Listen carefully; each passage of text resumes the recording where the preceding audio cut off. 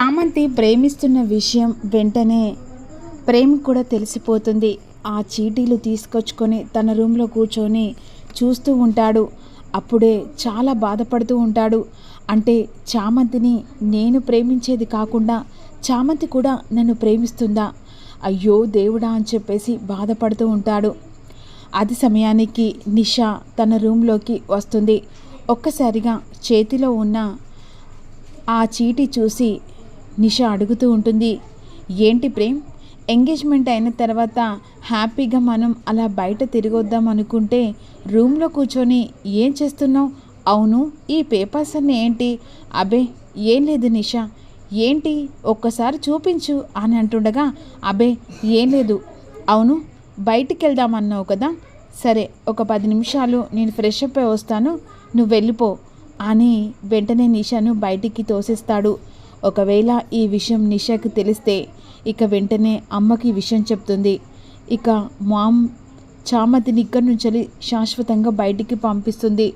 వద్దు, ఎలాగైనా సరే ఈ విషయం నిషాకు అమ్మకు తెలియకూడదు అని ఆ పేపర్స్ అన్నీ వెంటనే దాచిపెట్టుకుంటాడు.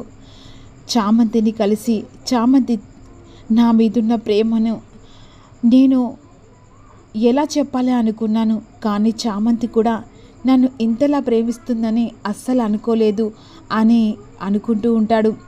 ఈలోపు వెంటనే ఎంగేజ్మెంట్ జరిగిపోతుంది.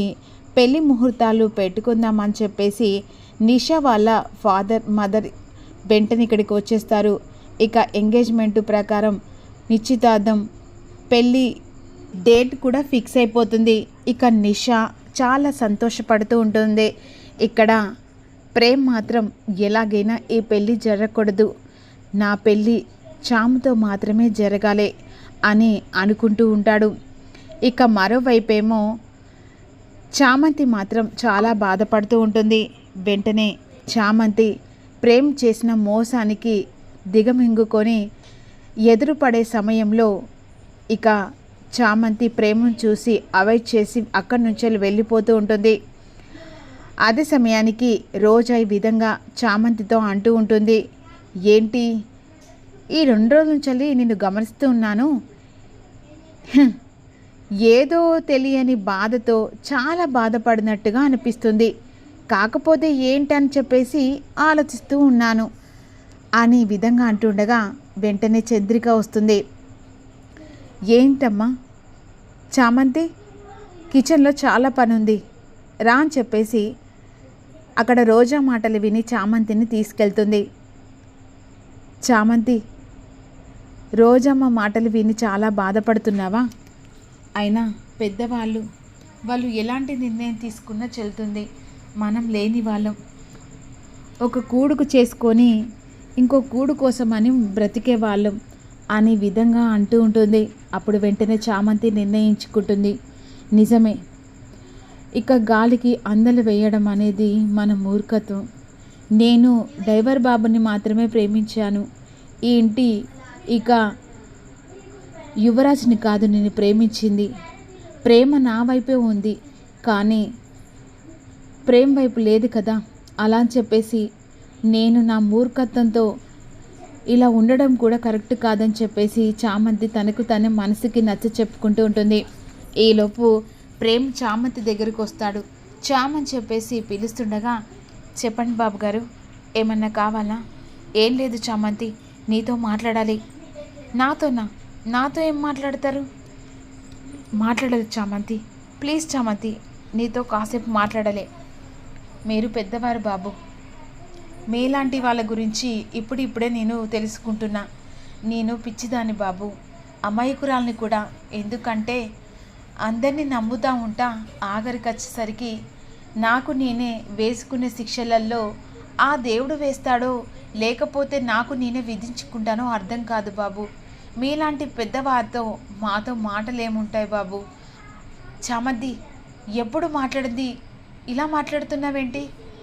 ఇలా మాట్లాడట్లేదు బాబు, నిజం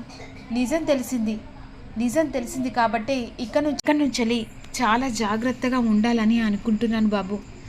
చామ్, నువ్వు అలా మాట్లాడుతుంటే నాకు ఏం మాట్లాడనో అర్థం కావట్లేదు చామ్, ప్లీజ్ చామ్, నువ్వు ఇదివరకు నాతో ఎలా మాట్లాడావో అలాగే మాట్లాడు. అలాగే మాట్లాడేదాన్ని బాబు.